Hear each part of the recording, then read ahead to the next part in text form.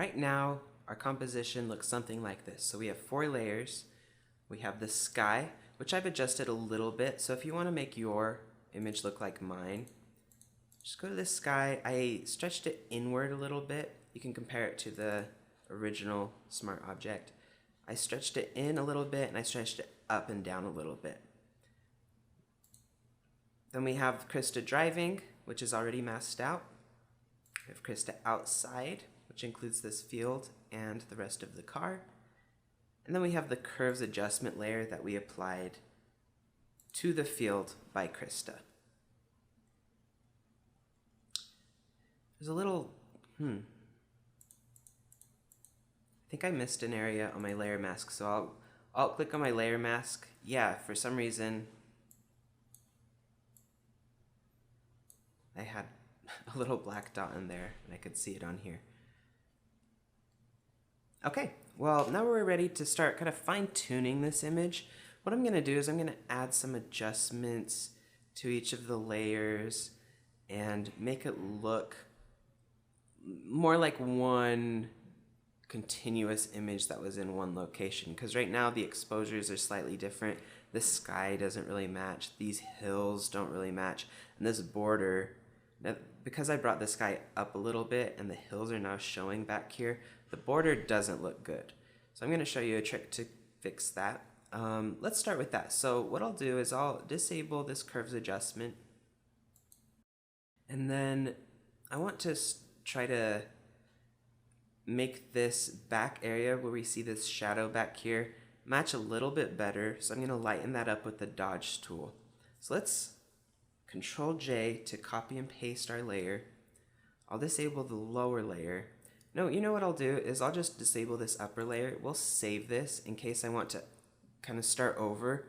When you dodge and burn directly onto a layer, or do any changes directly onto a layer, remember that's destructive editing, and so I usually make a copy of my original layer, and then I'll delete it when I'm sure that I like the changes I've made. But if I do something awful and I just want to start over, I'll have that original layer saved. So I'll disable this copy that I've made. I'll work on the original layer, but I have that copy just in case.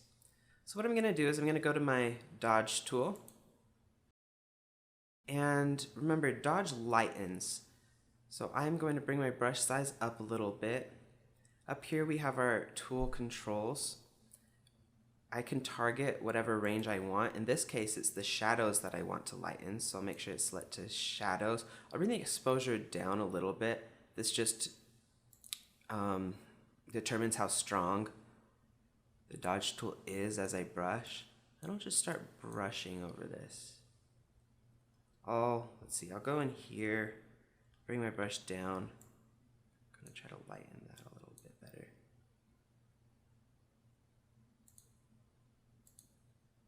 Good. Make sure when you're doing these adjustments that the hardness of whatever brush you're using is turned all the way down.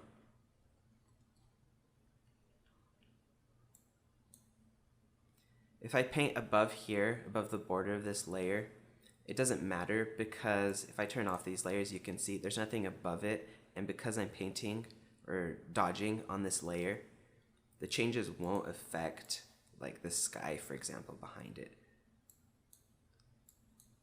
I can just keep going like that. I'm gonna bring this up a little bit too. And if you have the exposure of the dodge tool set down, it allows you to kind of go over a few times, but it won't be too intense. And you can make it more intense of an effect if you need to. But usually with this type of thing, less is more. Undo that. Okay, then I'll go over here by the house. Actually, this hill is already decently bright, so maybe that area. And the changes aren't super noticeable, but I'm bringing up the highlights. And I'll just go over the top again.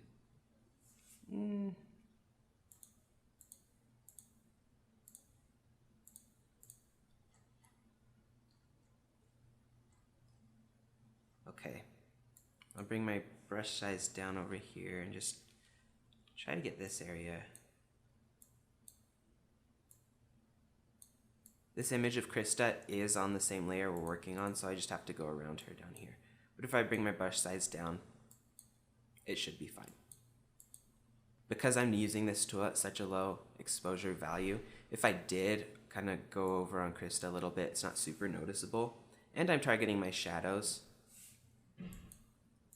And because most of her is more midtones and highlights over here, it doesn't really make a huge difference if I overlap a little bit on accident. Okay, so yeah, this is looking better. I'll bring this up a little bit, this area a little bit. Go over right here one more time.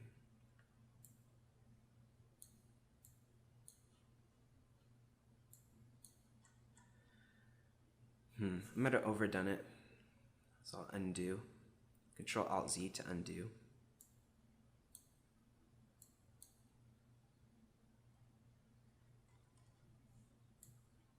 Now this top border, we're gonna fix that in a second, so don't let yourself stress about that right now, because I know it doesn't look good.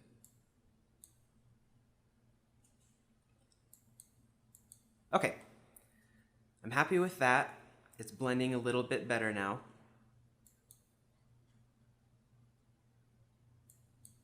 Now what we're going to do is we're going to fix this border. So remember the smudge tool, which looks like this, allows you to take pixels and kind of blend them around depending on how you move your brush. We can apply that effect to the layer mask. So the layer mask, I'll click on it, it looks like this, right? If I use the smudge tool, I can just click and drag down slightly to bring down the layer mask. Then when we go back to our image, we see this area doesn't have that disgusting border. So I'll undo those changes so we can see them in real time as we do them. Bring the strength down a little bit, because again, I don't want to go too crazy. I just want to get rid of this little fringe effect that we see from when we originally cut out this image. Oh, oops. So I have my layer selected, so any smudge I do is going to affect the layer itself. You don't want to do that, so make sure you have the layer mask selected. Now bring it down just a touch.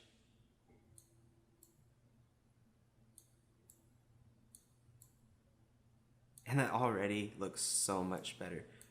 We don't want to get rid of all the definition between the images, because we want it to be able to be somewhat noticeable that there's a hill here and then there's a hill behind it. When you use the smudge tool, I'll go back to the mask so you can see it does blur it a little bit, which is fine. We just don't want to go overboard. We want to have somewhat of a definition between our borders.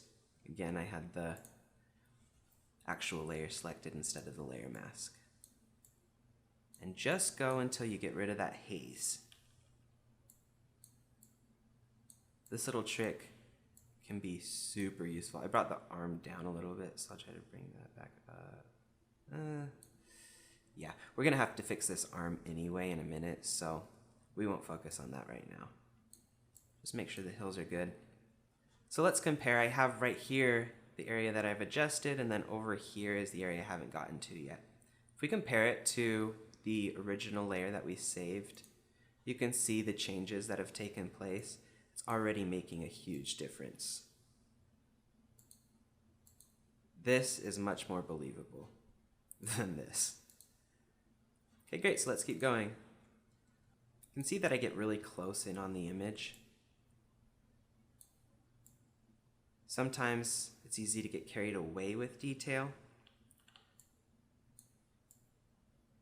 You just kind of have to know when to quit sometimes. But for a first pass, I let myself get in here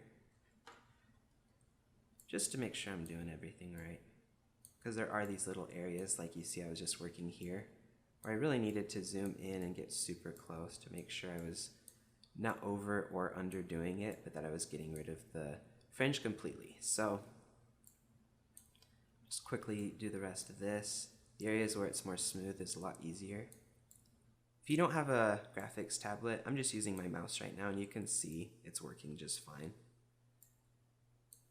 If you don't have a tablet, to use a pen and have those more precise hand-controlled movements, lowering the strength of your tools will usually help because it allows you to, instead of in one motion getting what you want, to take a few passes at it or a few clicks with less precision, but you still can get the effect you want.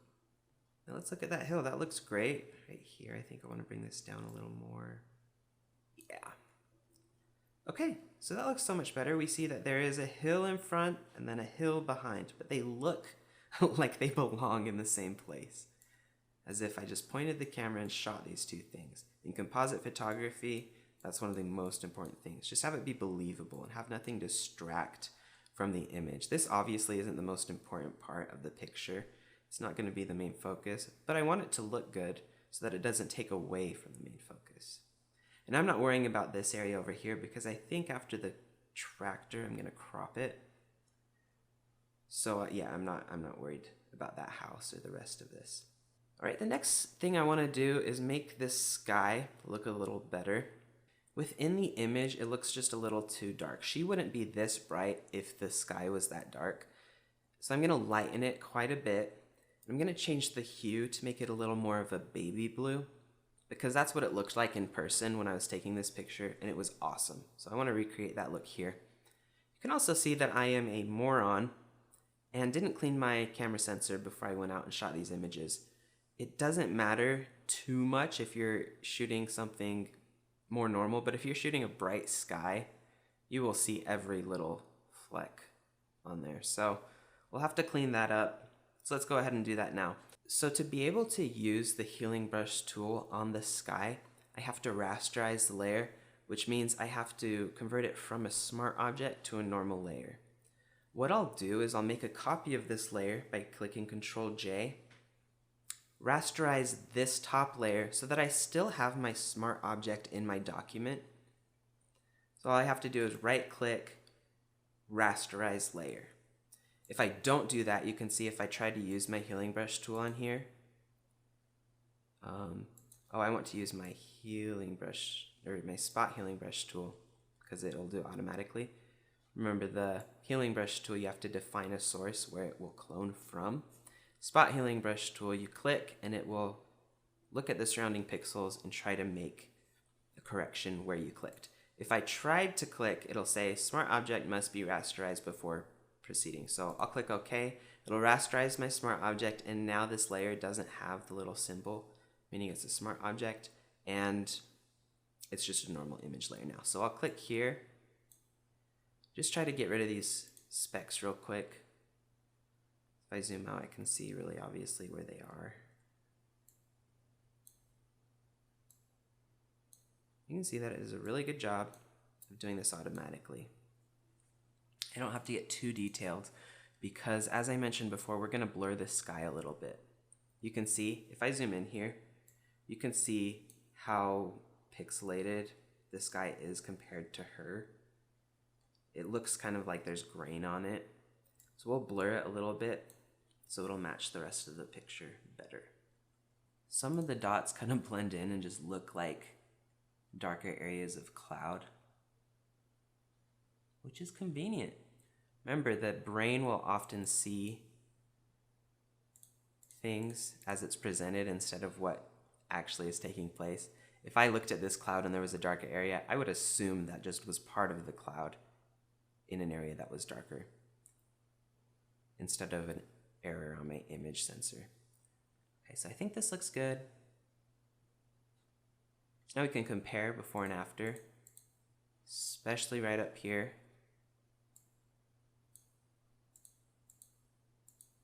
It's made a great difference. Okay, so before moving on, let's blur this sky. We can go to Filter, Blur, Gaussian Blur. This is basically the main type of blur. I'll zoom in a little bit better so as I work on it, my preview will be closer up and I can see the changes. So Filter, Blur, Gaussian Blur. And now because I have preview selected here, I'm seeing it on my main image.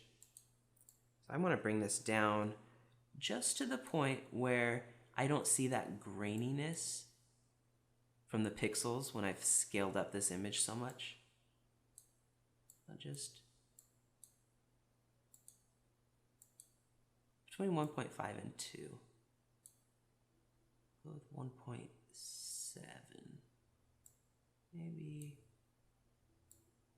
Maybe a little less. Yeah, 1.5 I think is good.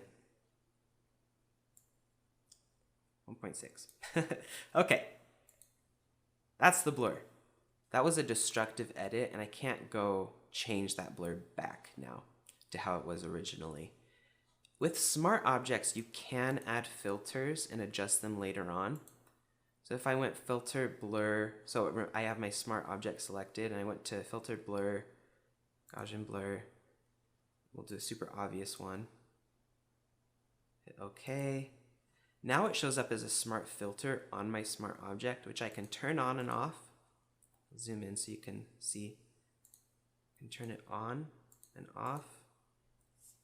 I'll undo all that because we don't want to adjust the smart object layer. We want to adjust the rasterized layer that we've already been able to use the healing brush on. This is looking great. Next step is to lighten the sky. So I will add an adjustment. It will be a curve.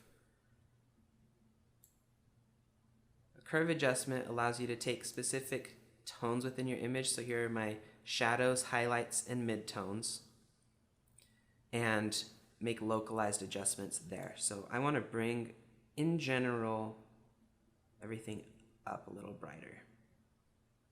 Yeah, somewhere in here where it's not too washed out. And I'm still seeing all that detail I've preserved in my cloud image. I think that looks good. Okay, now my sky is so much brighter and happier, and it just makes sense. Now I've lightened up this hill back here quite a bit, and it's looking a little less realistic now. So what I'll do is, with my adjustment layer mask, I'll click that, click on my paintbrush, and lower the opacity of my paintbrush. So I'm not painting at full force, but now when I go here, I can paint out, oh, I have to choose black to paint it out. Paint out some of the effect, and it will darken the hill a little bit more. And it can be pretty subtle. I'll have the bottom areas of the hill set to be a little darker. So now I can turn on and off that layer mask by shift and clicking on it. You can see I've darkened that hill. Now it matches this field in front of it a little bit better, but it's still brighter in general and a little happier. Okay, now I want to adjust the hue of my sky because I want it to look a little more baby blue. So all I have to do is go to Adjustments, Hue Saturation. I'll bring the hue this way a little bit. You can see as I change it, it changes the color of my layer. So I just want to bring it this way a little bit. When I make changes up here, I can toggle on and off the visibility of the adjustment layer to compare the changes. So you can see it's pretty subtle. I'm just slightly changing the color of the sky to be more baby blue. And now what I want to do is I want to bring up the vibrance. So saturation and vibrance do the same thing. They'll both add saturation to your image, but if you use the vibrance adjustment layer, you have both options. If I bring up the saturation to 100, you can see how washed out it is.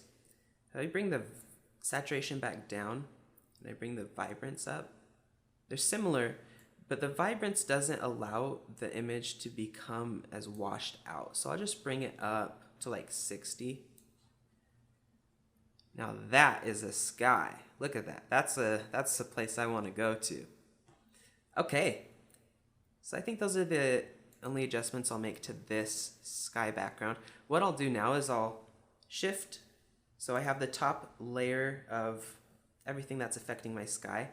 Select that, shift click to the bottom layer, click the new group icon, and now it'll put those in a little group on its own. Call that sky. Good, and now my sky as a whole is all just as one group. Now let's take a look at Krista inside this car. I want it to look a little darker in here because the point of the image is that like this is happy, this is a little more dull. So I want to exaggerate that a little bit. So what I'll do is I'll go to this layer, Krista driving, and add a curve adjustment to bring down the colors a little bit. You can see in curves, if I move one of these end points, I can adjust the lights and the darks more dramatically. So I'll bring the darks down to about there. And then I'll just make this a little more of a curve. All right, so now it's darker in here. What I want to do next is add a levels adjustment layer to really make it look like she's behind glass.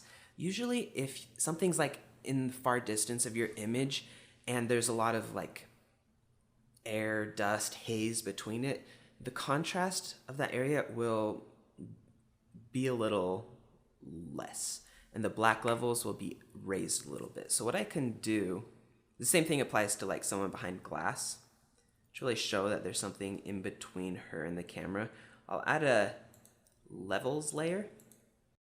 And levels is similar to curves. I can adjust the luminance values of the shadows, midtones, and highlights, but I can also adjust the output levels, which are my black point and white point. So right now the black value is at 0, which is fully black.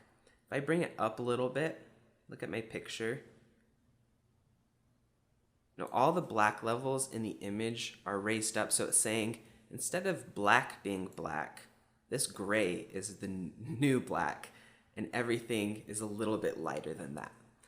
So I don't want to be that dramatic, so I'll bring it down to about 13. Then I'll bring my white point down a little bit as well. About there. Yeah, I think that looks great. It looks like she's really behind glass now, which is exactly what I wanted to convey with this. Because I've added these adjustment layers to my image, the edge of the windshield right here is a little too dark and it's not matching the car as well like it did originally. So to bring that back, what I'll do is I'll add a little hue saturation effect. Bring the saturation down. Remember, it's changing everything inside the car. I'll add a mask later so it just affects this border. Adjust the hue to make it look a little more blue. You can see that these changes are affecting everything under these adjustment layers. So what I'll do real quick is shift, click through all these, create a new group. I'll call it Krista Driving. Change the blend mode to normal. Pass-through blend mode allows the effects within your group to exit the group and affect layers beneath it. Normal makes it so that the effects cannot leave the group folder. I need to add a little more saturation to this, so I'll just go to hue saturation. Now I can go back. I think I brought it down too much. Bring the lightness up a little bit. There we go. Now it looks a lot more like the car. I think that's what I needed to do. If I bring the lightness up and the saturation up, matches the color of that car a little better. Okay. Now because I don't want to affect everything inside of here, I'll add a layer mask to this effect. By going to my paintbrush, and painting inside the areas of the windshield that I don't want this to affect. All right, I'll click on the layer mask to make sure that I can fill in all of these little areas that I missed. Over to this edge, doesn't matter as much because again, that area is going to be cropped out. I don't usually crop until the last step, but I keep in mind what the composition of my image will be. So that looks good. As you can see, as I'm adding these adjustment layers, applying like the normal as opposed to the pass-through blend mode, and then adding masks onto the adjustment layers themselves allows me to fine-tune these adjustments that I'm making. instead of just adding one adjustment to the whole image, because different areas of the image need different things, right? I'll fix this a little bit. Looks like I missed the edge here. As you add adjustments, keep in mind what you want your image to convey, and usually that'll help you know when to quit or when to go even further with the adjustments you're making. All right, so I like that mask. And now this border of the windshield matches a little bit better to the outside. You can see that as we add these adjustment layers, we're able to apply what we've learned so far to make these adjustments very specific, because not all areas of the image need the same adjustments, especially if they're a composite, and there are 3 different images. We need to make very local adjustments to different areas. So like right here, I was able to match the color better, but keep the inside the same using a layer mask on my adjustment layer. I was able to have these adjustments without having to apply them to this image, have them only show in this group by changing the blend mode of the group from pass through to normal. So these tricks that we're learning to control exactly what we're doing with our image are really going to come in handy, especially as you start working on bigger and more complex composites. You can make such specific adjustments to such detailed or small areas of your image, and it really lets you have full control of what you're doing in Photoshop.